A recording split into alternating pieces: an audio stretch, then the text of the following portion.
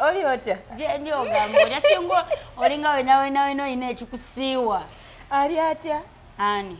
Oweka. Taliyo. Okumutima. Taliyo. Ate ono nakufuukidde akayinja mu ngatto. Ani? Aike. Maria towani vile so wano naenga anyway. Oyo tumuveeko nawe kati no gwe ngokyali ku ebyo yo. Okay. Waliwo. Soko lumpe. Kengi saha. Munanga ina ex we ngagenda postinga ku social media. Ngo onabera onogamba Maria ko vume ku banywi benjaga obuvume ku bachi. Kati simanyi ba King saha anywe enjaga kye bakyamulumye. Kyabadde yanyigo. Ngagamba ex mbulwacha apostinga banywi benjaga mbwa akona ye.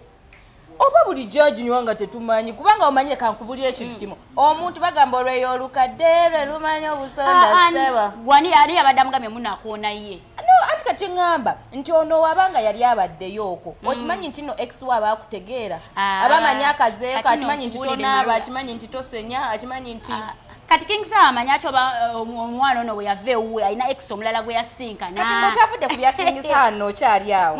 Omanya olugambo lubadde lungi. Waliwo kino kati kankunyumize. Waliwo gwe baakubye. Ani gwe bawutudde. Alenga tubadde mu biseera bya Valentine bana bya mukwano ne bawutula omuntu. Ensonga ya mukwano yaleetedde abantu okukubwa. Ne bamukubwa olwa muhabbati. Waliwo eyakubiddwa. Ani eyakubiddwa bannaye? Chosen Blood. Ani amukubya Winnie Nwaji? Winnie Nwaji waze muno ko Chosen Blood banange. Basi Winnie Nwaji mukubi wa basajja. Neda kuno kirala. Ani amukubye? Nange waliwo n'omusajja ono genda kuzogoba pepe ya nabo mbugwe bevubikangana. Ani? Ono siriki situwa. Ye yakubye gundi yakubye Chosen ngamulanga ki Winnie Nwaji kuyita jatayina kuyita wabanga yavaayo aveeyo Stuart ate naye atuleke mu bali abantu baludde kuva kuyitayo ndabeko nga bali babiri kakati Stuart wakajja kakati Edith kambuuze Ibrahim ayireri gwe yani oyo kambive kusanga kunyiza musajja mukulu naye ekintu kino Maria typing Abayiba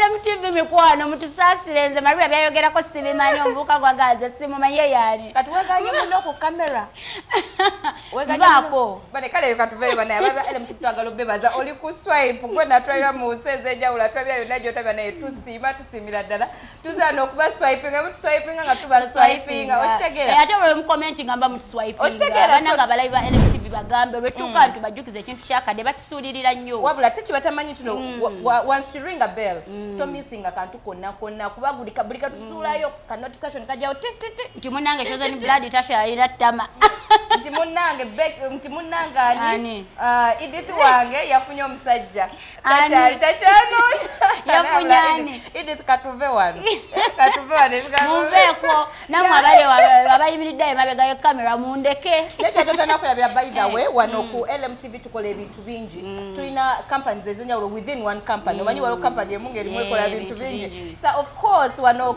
tulina ba King Mortgage be batusaamu ssente be batunyiriza be batuwabaza nobeera ng'otulaba neno bano bakola ebintu bingi bakola emikolo embaga kwanjula kukyala simanya lumbe simanya kuziika byonna mukasa kiba nti nno kiyitibwa mukolo omanyi n'okufa abantu kye batamanyi nti okufa guba mukolo ebeera mbaga y'amaanyi so bambi mujje mutuwagire tusangibwa nene nankulabye ku Prime Tower ekizimbe bakita Prime Tower enankulabye ku bitala bw'otuuka so nno tuli ku level ya kusatu ate oba ofunyemu okutaganyizibwa konna nti oba olinawo obuzeemu biki kintu kimu ky'oba okola kuva ku namba yaffe 0702 10 4125 0702 14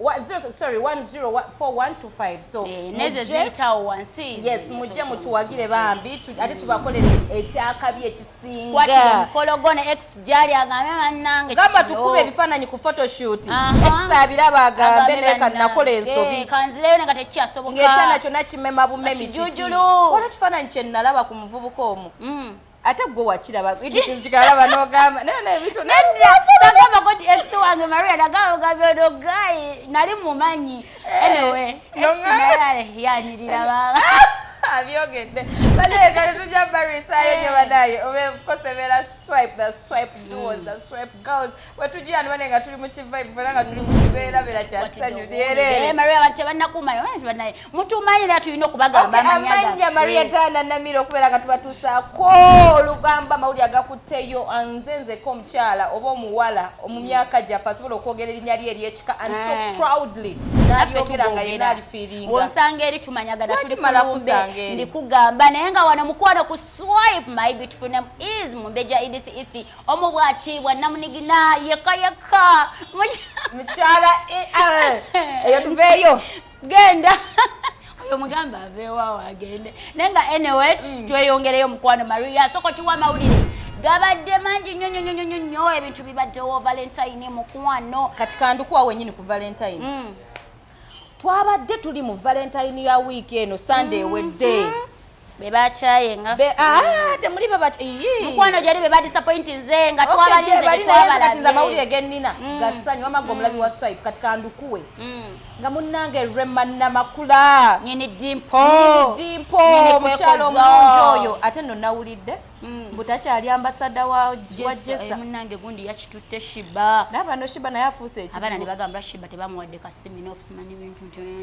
bashiba muwadde Jessa kukyogamba ye gundi Shiba tasobola kubeera ambasada wa Jessa ebigambo by'abaana ba social media ne Maria kyongereyo so munnange Rema oyo mukyala Hima mukyala biki ebyo Rema ng'avaayo ne amzawe tulaba tino bulijjo Rema yakola zi surprises okumukumu bannange birthday netuuka na surprising kyo nekituuka na surprising naye ku luno bannange hamu waffe dokita yekko mu bwati omusajja omulungi oyo wa Kalevu nanyini ate ennaku zino hamuzanyiridde teyali bwatyo ku mukolo ne bannayo kati bwatunula ino olinza olabira bannange kikino kakati nga Hamza avaayo bannange ng'akolera love surprise Valentine surprise kirema bwe kyekoza lwakuba nti no sikkirizibwa nandibadde nkuyimukiramu nenkulaga bannange ne tu actinga ng'omwana bwe yakoze kati weefuule Hamza nze Rema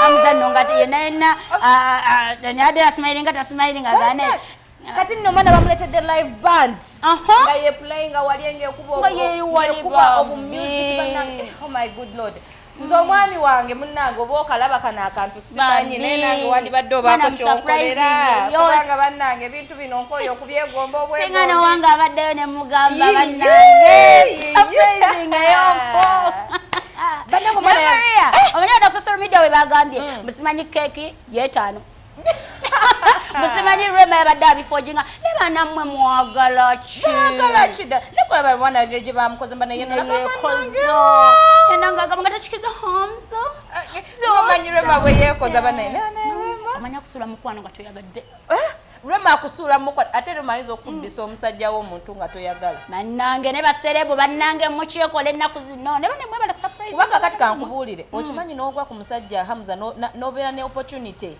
akuli kumpi kati ntunu ya Namulondo nga Namulondo alaba Rema bibamukola mbwayina kuba bitusi kuliko omuntu okuba bitusi bajja tukuba emikubo byambuna mulondo naye abimanyi bide ebintu babyogera kakati kuweko kati Rema mbadde nkyagamba nti olaba Rema oyo nga tinga ebintu bye yeekoze ebyo Namulondo ali awo wesanga Namulondo ateza akamasuddo ngamba akatemegera kyoli ababba wa mukwano gwe sokwagala ba mukwano gwo mbona yene bifula mukwano ngandi momanya kimunamanya Maria basajja baffe bano basajja bamwe kwa kati kyali mukwano nga inali guli mukombi manye sibeba muwo jasanga gula keki yetaano nga Hamza omulala nga gula yakule Edith wangamba ku Valentine tuvano wiki ya Valentine ngamba wafunye omusajja nzijukiza amabega nga ali ne mu kamera Lawrence yabaddaja Lawrence ateyajja ine oweje yakyali natuvudde ku Rema bannanga bana bakyekoze atani omanyi ono SB4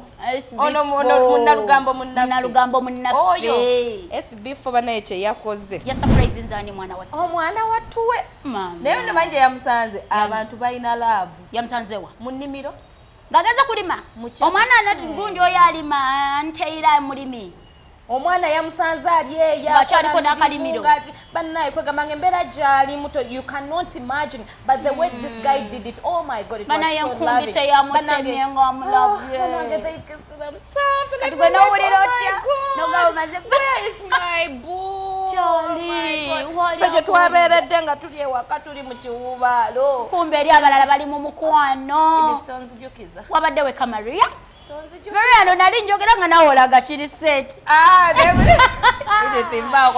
wakanyakuba akasimu kati kuswiping nga tajja ebinyo Kyayeka bituufu mane manyi nze nzekka